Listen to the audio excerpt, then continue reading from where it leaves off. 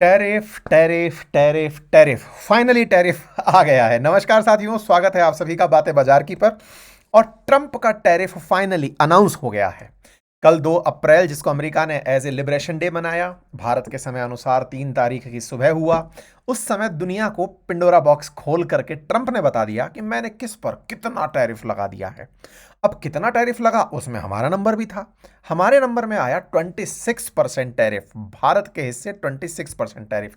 आसान भाषा में, भारत का माल अगर अमेरिका जाएगा तो 26% टैरिफ पाएगा। लेकिन इसका उल्टा मीनिंग भी निकलता है कि हमें 26% का डिस्काउंट भी दिया गया है।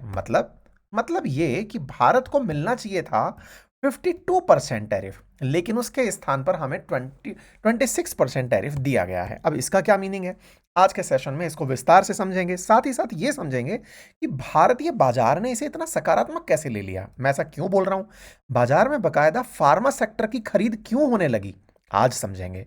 टेक्सटाइल सेक्टर में अचानक बूम क्यों आने लगा, समझेंगे। आईटी सेक्टर को टेंशन क्यों हुई, ये भी समझेंगे। साथ ही साथ ये भी समझेंगे कि बाजार हिला क्यों नहीं। ये तो सूचना 3 तारीख की सुबह ही मिल गई थी, बाजार को खासा असर क्यों नहीं पड़ा। पूरी दुनिया इस बात को लेकर डरी थी कि पता नहीं 2 तारीख के अगले दिन 3 तारीख को क्या होगा, और बाजार वहीं खड़ा रहा। ऐसा क्या था भाई। तो आज के सेशन में साथियों, ट्रंप के टैरिफ को लेकर जो कई दिनों से बाजार में खौफ का माहौल था, वो फाइनली आज जाकर सेटल हुआ है। 2 दिन में विदेशी निवेशकों ने 10,000 करोड़ रुपए के शेयर बेचे थे। लेकिन जैसे ही ट्रंप की घोषणा हुई टैरिफ की, जो कि 100 साल में सबसे ज्यादा टैरिफ को लगाने की थी, जिससे 60 से ज्यादा देश प्रभावित हुए, उसके बाद भी भारत के शेयर बाजार में सेंसेक्स में मात्र 322 अंक की गिरावट देखी गई।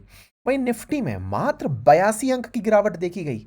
सेंसेक्स के 30 शेयर में से 18 में गिरावट थी, 12 में तेजी थी। मतलब सेंसेक्स का, जो हम बॉम्बे स्टॉक एक्सचेंज के टॉप 30 शेयर्स लेते हैं, उसमें से केवल 18 शेयर ऐसे थे जो गिरे थे, 12 शेयर जो हैं वो उठे थे। आप कहेंगे मात्र 18 क्यों बोल रहे हो भाई, ये सूचना सुनते ही सब गिर जाने चाहिए थे।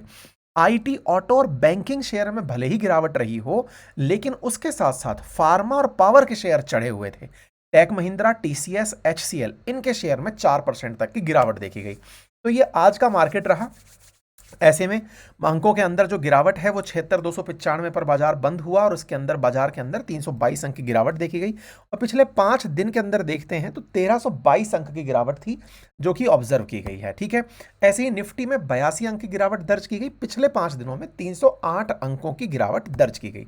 ये आपके सामने वो शेयर है नेशनल स्टॉक एक्सचेंज की, जिनमें आप सकारात्मक देख रहे हैं। Power grid corporation. अच्छा, फार्मा के शेयर को अगर आप देखें, सन फार्मा बढ़िया कर रहा है, सिप्ला। ऐसे में फार्मा के शेयर्स में अचानक वृद्धि लोगों का ध्यान अपनी ओर आकर्षित कर रही है। ऐसे ही डॉक्टर रेड्डीज, अगर आप ऑब्जर्व कर रहे हैं तो शेयर बढ़ना, आइसर मोटर के शेयर बढ़ना, ये कुछ और इशारा कर रहे हैं।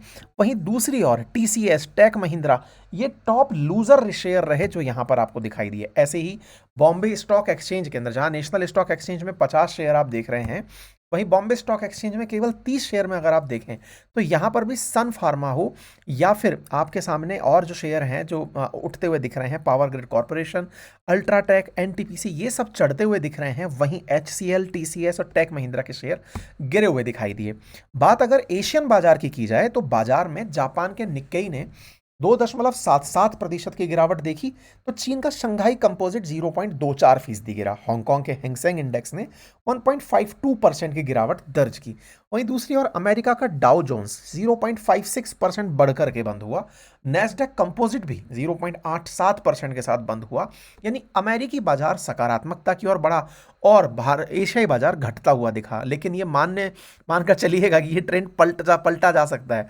हो सकता है कि अमेरिकी बाजार आने वाले समय में गिरता हुआ दिखाई दे। खैर, ये प्रिडिक्शन होगा, लेकिन ये देखने वाला होगा, बहुत इंटरेस्टिंग होने जा रहा है।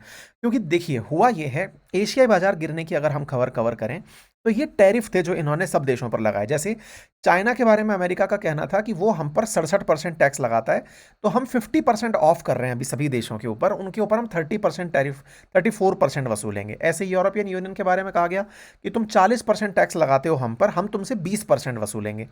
वियतनाम का भाई बहुत तगड़ा नाम रहा, 90% टैक्स लगाता है वियतनाम, ऐसी खबर निकल कर आई। असल में आपको याद होगा, इंडिया के बारे में बोलते थे कि 200% टैक्स लगाते हैं, तो पता नहीं वियतनाम यहां पर कहां से नया हीरो निकल कर आया। और ऐसे में वियतनाम के ऊपर इन लोगों ने 46% टैक्स टैरिफ लगा दिया है। वहीं ताइवान के ऊपर 32%। इंडिया जो है वो 5th नंबर पर दिखाई दिया।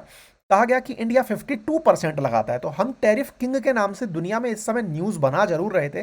मतलब ये बिल्कुल वैसे था कि ट्रंप इंडिया को मानसिक रूप से प्रिपेयर कर रहे थे कि तुम पर टैरिफ लगाएंगे, तुम पर टैरिफ लगाएंगे और तुम सबसे ज़्यादा टैरिफ वसूलते हो। लेकिन हुआ इसका जस्ट रिवर्स, हम पर 26% का ही टैरिफ लगा। तो हमसे ज़्यादा टैरिफ वाले और देश भी बैठे हैं। देखो, चाइना दिखाई दे गया, वियतनाम दिखाई दे गया, ताइवान दिखाई दे गया। अब इन सबको ऑब्जर्व करो, चाइना पर ऑलरेडी 20% टैरिफ चला आ रहा है जो इसने फेंटेनिल के नाम पर लगा दिया था। तो अब चाइनीज गुड्स पर अमेरिका में 54% टैरिफ होगा।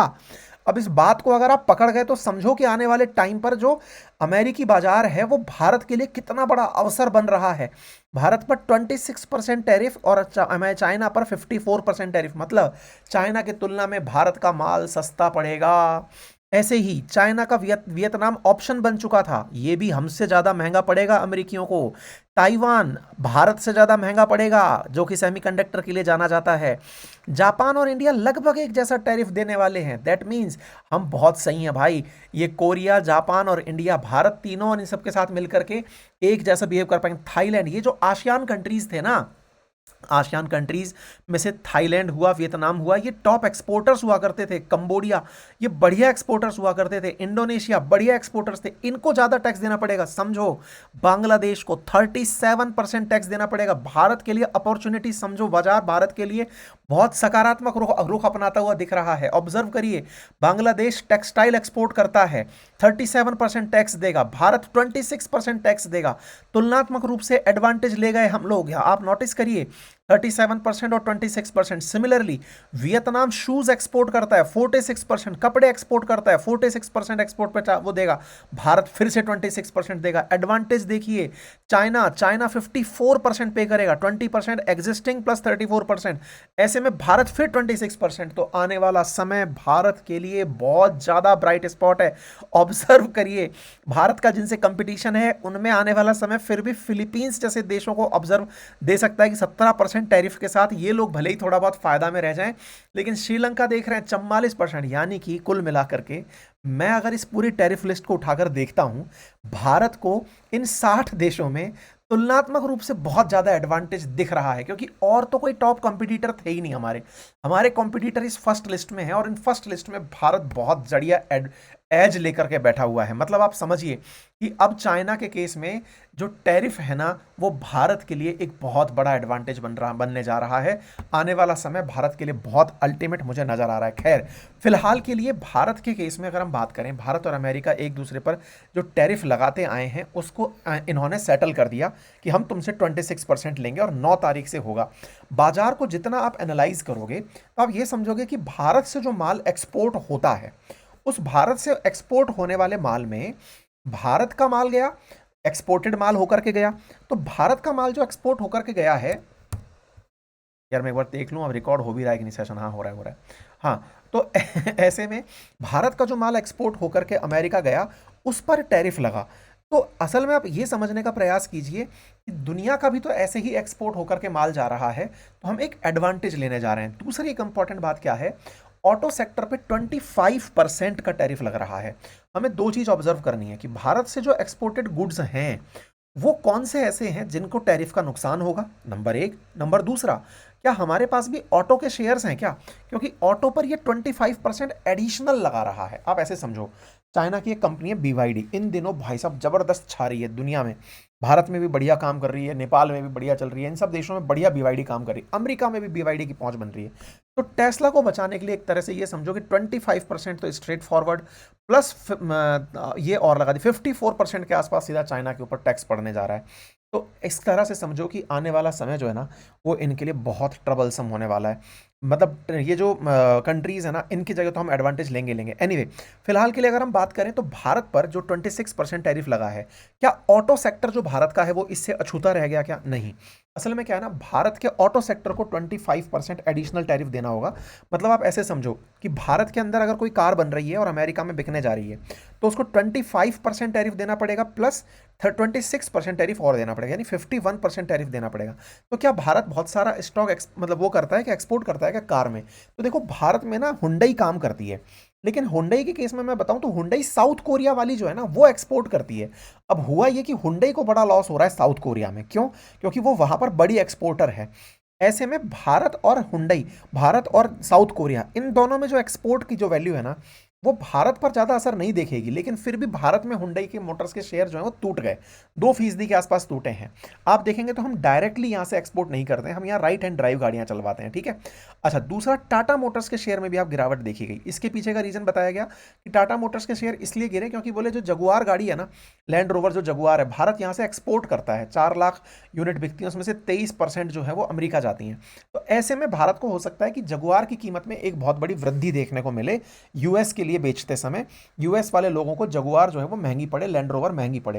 हालांकि टाटा इससे निपटने की क्या स्ट्रेटजी अपनाएगा ये देखना होगा, बट टाटा टीसीएस का केस हो या इनका हो, ये आने वाले समय में थोड़ा मुश्किल होने वाला है। अच्छा, इसके साथ साथ टैरिफ लगने से टेक्सटाइल हुआ, क्योंकि टेक्सटाइल हम एक्सपोर्ट करते हैं, engineering goods, electronics, gem jewellery, इसके अंदर असर पड़ेगा क्योंकि 26% तक टैरिफ डायरेक्ट लगेगा।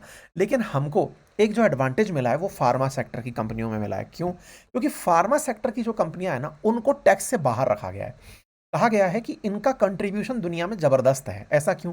दुनिया को भारत ने जेनरिक दवाइयां दी हैं। असल में क्या है ना, भारत चाइना से एक्टिव फार्मास्यूटिकल इंग्रेडिएंट्स, जिन्हें आप एपीआई कहते हैं, वो परचेज करता है और उनको दवा बनाकर सस्ती दवाओं के नाम पर एक्सपोर्ट करता है, दुनिया भर को एक्सपोर्ट करता है। तो सस्ती दवाओं के लिए भारत ने दुनिया को बहुत बड़ी राह दिखाई है।